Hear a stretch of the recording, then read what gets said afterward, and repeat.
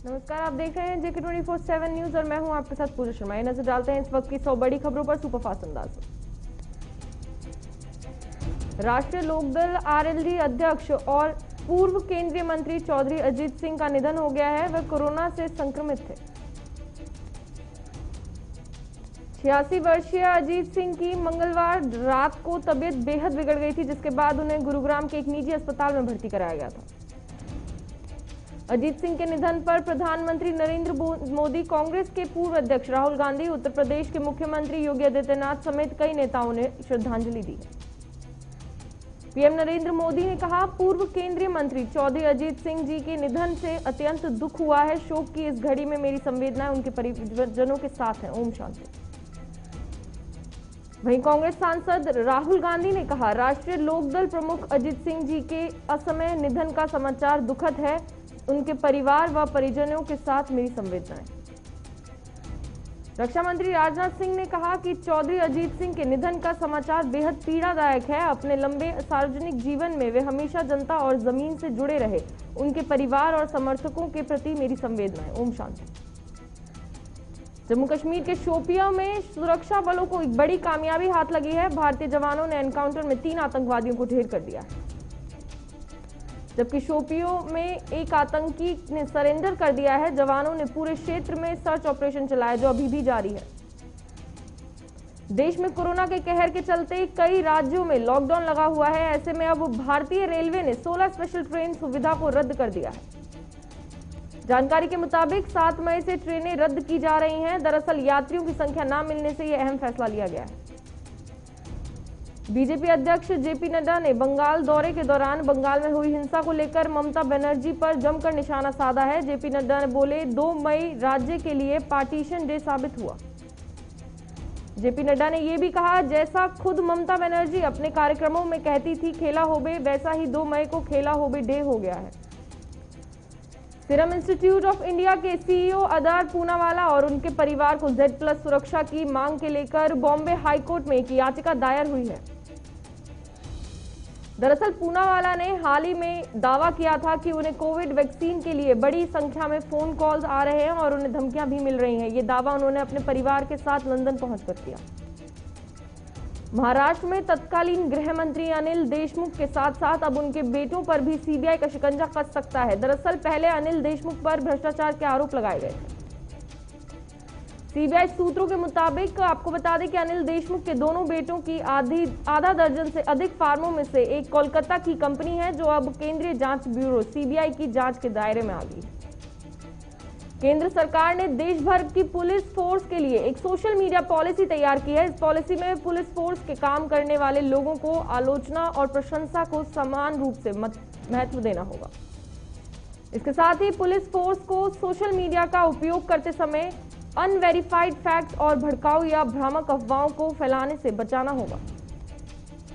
Olympic medal विजेता पहलवान सुशील कुमार का नाम एक मर्डर केस में सामने आ रहा है, जिसको लेकर पुलिस की टीम ने उनके घर पर रेड मारी। दरअसल बीते मंगलवार पहलवानों के 2 गुटों में बीच मारपीट हुई, जिसमें एक 23 साल के पहलवान की मौत हो गई और इसी मामले में लेकर सुशील कुमार का नाम सामने आ रहा है। देश में दूसरी बार एक दिन में 4 लाख से ज्यादा कोरोना केस दर्ज किए गए हैं। पिछले 24 घंटे में 4,12,262 नए कोरोना केस सामने आए हैं और 3,980 संक्रमितों की जान चली गई है। हालांकि 3,29,113 लोग कोरोना से ठीक भी हुए हैं। फिलहाल दुनिया भर के करीब 40% केस हर दिन भारत में ही दर्ज किए जा रहे हैं। देश अभी कोरोना की दूसरी लहर से उभर भी नहीं पाया है कि तीसरी लहर की बात सामने आ गई है। खुद केंद्र सरकार के प्रधान वैज्ञानिक विजय राघवन ने यह जानकारी दी है कि कोरोना की तीसरी लहर अब आने वाली है और इसको रोक नहीं सकते।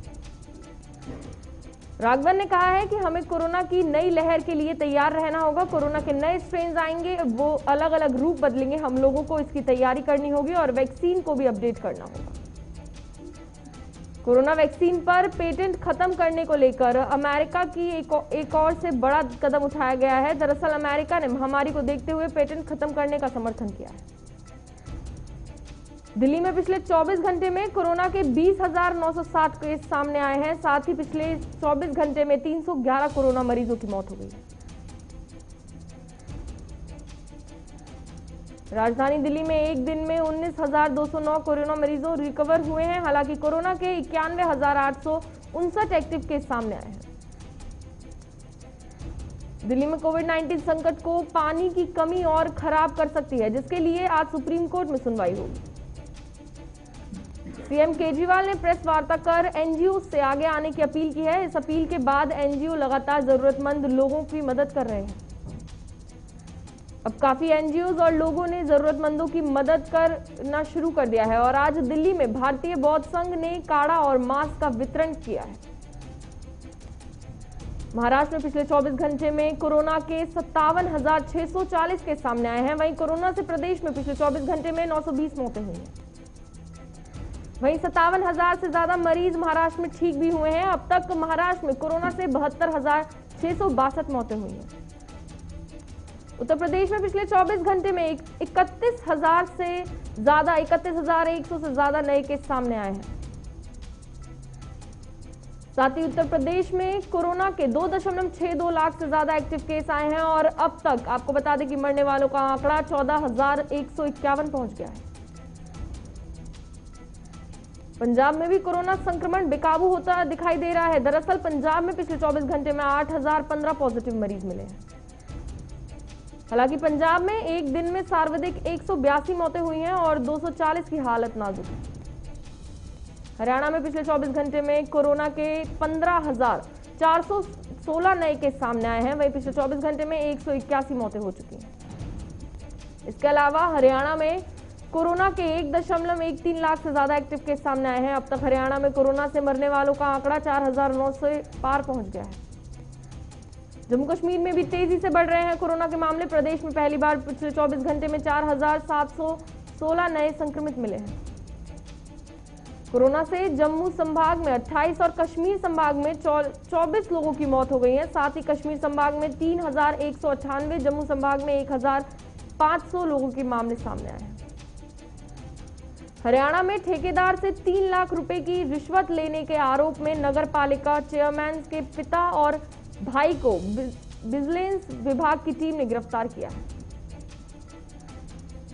बंगाल चुनाव राज्य में राजनीतिक हत्याएं थमने का नाम नहीं ले रही हैं। आपको बता दें कि हरियाणा में धारा 144 और लॉकडाउन लगाने के बावजूद भाजपा जिला के शीर्ष नेता धरने पर बैठे हैं। यूपी के अमरोहा में जिला पंचायत सदस्य बसपा प्रत्याशी ने मतगणना प्रशासन पर गड़बड़ी का आरोप लगाया हुआ है और कहा है कि मतगणना में जांच नहीं हो रही है और आत्महत्या कर लूंगा। हरियाणा के पानीपत में पश्चिम बंगाल में चुनावी हिंसा के बाद बीजेपी के नेताओं ने धारा 144 लागू करने के बाद रोष प्रदर्शन करते हुए कहा कि हम परमिशन लेकर धरना दे रहे हैं। पंजाब सरकार और सेहत विभाग ने राज्य भर में मिनी लॉकडाउन लगाया है और उसी को लेकर टैक्सी चालकों ने पंजाब सरकार के खिलाफ नारेबाजी की। आपको बता दें कि टैक्सी चालकों ने सरकार के खिलाफ प्रदर्शन करके कहा है कि डीजल और पेट्रोल के दाम भी बढ़ा दिए गए हैं। उत्तराखंड में पश्चिम बंगाल में हुई हिंसा के विरोध में भाजपा विधायक ने धरना प्रदर्शन दिया और एसडीएम के माध्यम से राज्यपाल को ज्ञापन सौंपा। उत्तराखंड के देहरादून में समाज सेवी कार्यकर्ताओं ने राज्य और केंद्र सरकार पर तंज कसते हुए कहा कि कोरोना की रफ्तार को रोकने में सरकार नाकामयाब रही, जिससे कि लगातार कोरोना के मामले बढ़ रहे हैं। हरियाणा के बल्लंगगढ़ में अज्ञात बदमाशों ने अनाज मंडी में सब्जी बेचने वाले 16 साल के युवक पर लाठी डंडों से हमला करके मौके से फरार हो गए और घायल युवक को सिविल अस्पताल में भर्ती करा दिया गया है। हरियाणा के पानीपत में भारतीय किसान यूनियन ने कृषि आंदोलन को और मजबूत करने के लिए जिला स्तर आपातकालीन बैठक बुलाई और किसान नेता प्रदेश संगठन मंत्री ने कहा कि संगठन को मजबूत करने के लिए लड़ा जाएगा। उत्तराखंड के पौड़ी में सब्जी और फल विक्रेता विटामिन सी वाले फल और सब्जी को दोगुने दामों पर बेचा जा रहा है। इसी बीच आपको बता दें कि हरियाणा के फरीदाबाद में कोरोना वैक्सीन का टीका युवाओं ने पूरे उत्साह के साथ टीका लगवा लिया है और आपको बता दें कि रोजाना 150 युवकों का टीकाकरण किया जा रहा है। पंजाब के लुधियाना में पंजाब सरकार ने अस्पतालों को निर्देश जारी किया है कि किसी भी मरीज को कोई परेशानी न आए, प्रशासन इस पर विशेष रूप से ध्यान देगा। हरियाणा के पानीपत में प्रदेश के उप मुख्यमंत्री दुष्यंत चौटाला ने पानीपत रिफाइनरी के पास बने 500 बेड को कोविड अस्पताल का निरीक्षण किया। हरियाणा के सिरसा में जिला बार एसोसिएशन के कार्यकारिणी ने निर्णय लिया है कि जो भी व्यक्ति ऑक्सीजन, दवाइयों, इंजेक्शन और अन्य जरूरी चीजों की कालाबाजारी करते पाया गया तो उसके खिलाफ मुकदमा दर्ज किया जाएगा। यूपी के मुजफ्फरनगर में एक तरफा प्यार में दिन दहाड़े प्रेमी ने महिला को गोली मारकर हत्या कर दी। मौके पर पहुंची पुलिस मामले की जांच कर रही है। यूपी के मुख्यमंत्री योगी आदित्यनाथ ने कहा था कि ना दवाइयों में कमी है और ना ही अस्पतालों में बेड में ना ही कोई दिक्कत है, लेकिन बाराबंकी जिले में लोगों को बेहतर स्वास्थ्य सेवाएं का लाभ नहीं मिल पा रहा है और मरीजों को भटकना पड़ रहा है। पंजाब के वरिष्ठ भाजपा नेता ने पश्चिम बंगाल में भाजपा कार्यकर्ताओं की हत्याओं के विरोध में अपने घर के बाहर धरना दिया और उन्होंने मांग करते हुए कहा कि आरोपियों को कड़ी से कड़ी सजा दी जाए। पंजाब के संगरूर में शादी के बाद ससुराल में होता जा रहा एक शोषण हुआ है और इसको लेकर इंसाफ की गुहार लगाई है।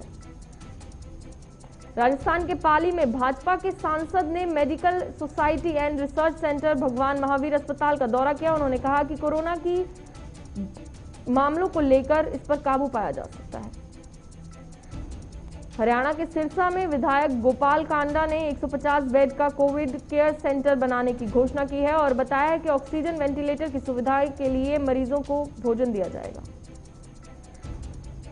राजस्थान के सरदार शहर में मोगा हाईवे पर अज्ञात वाहन की टक्कर से 2 बाइक सवारों की दर्दनाक मौत हो गई है और एक व्यक्ति घायल हो गया है। मौके पर पहुंची पुलिस मामले की जांच कर रही है।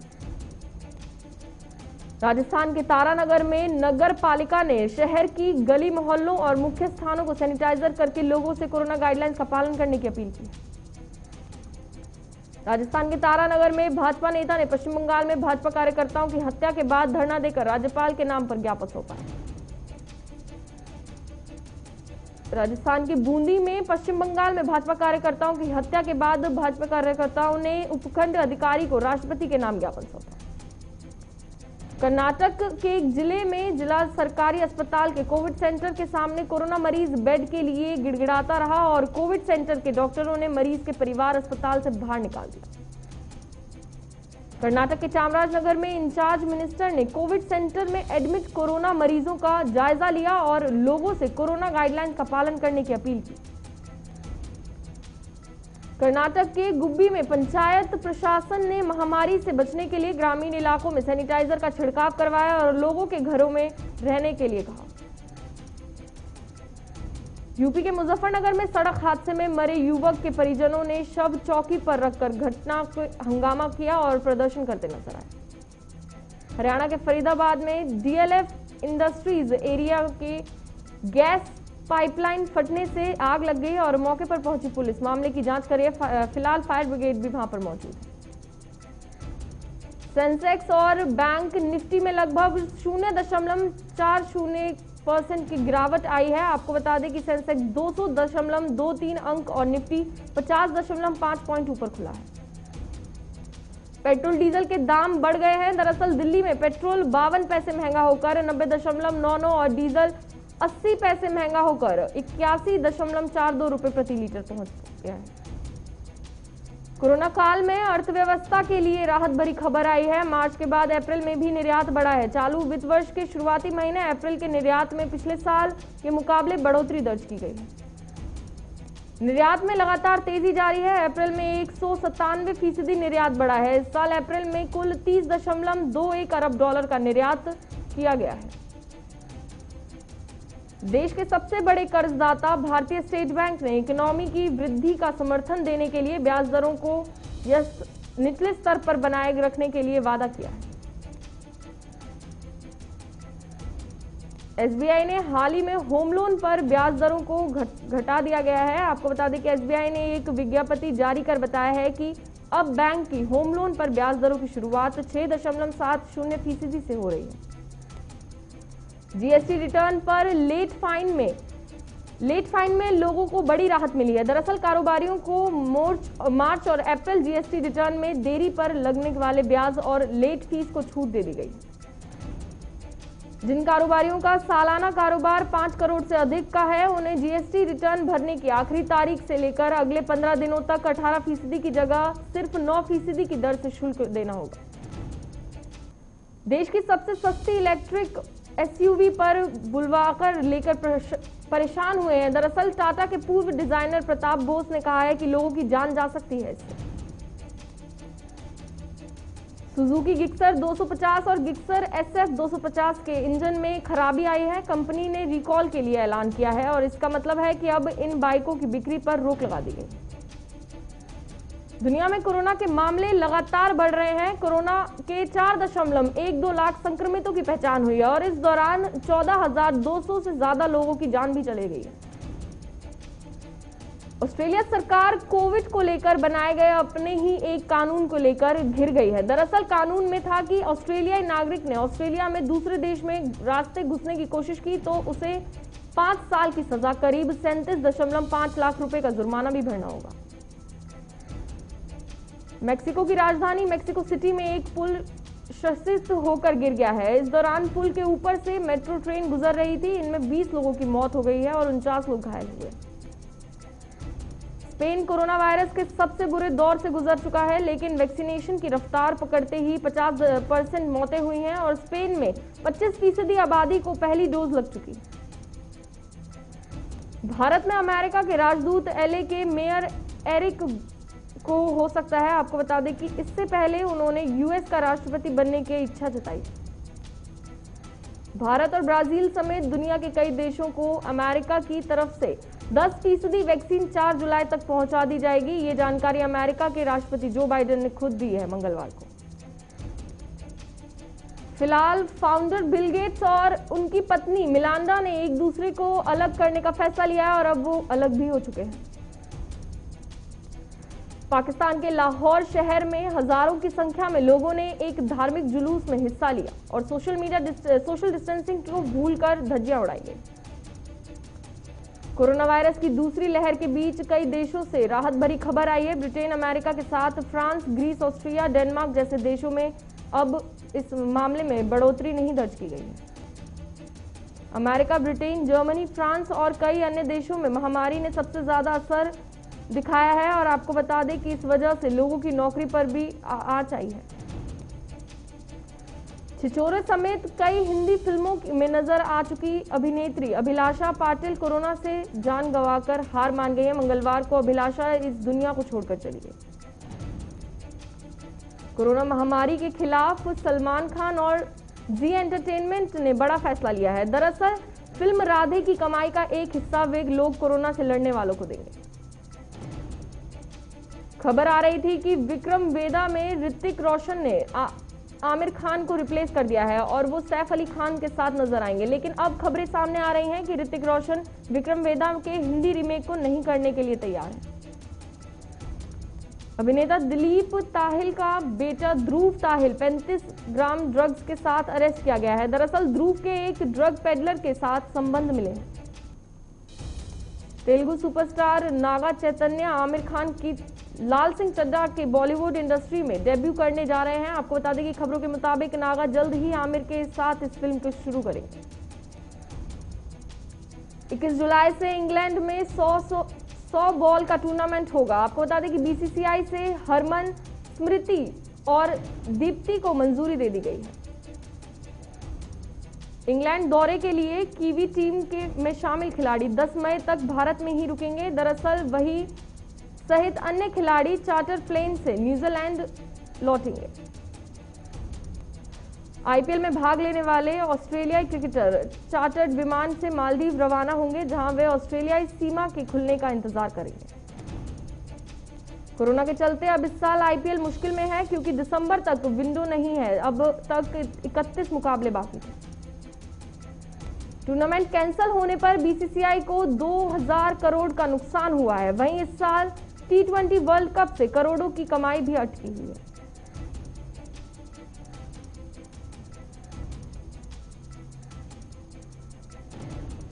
तो चलिए फिलहाल के लिए सुपरफास्ट खबरों में इतना ही। अब लेते हैं एक छोटा सा ब्रेक।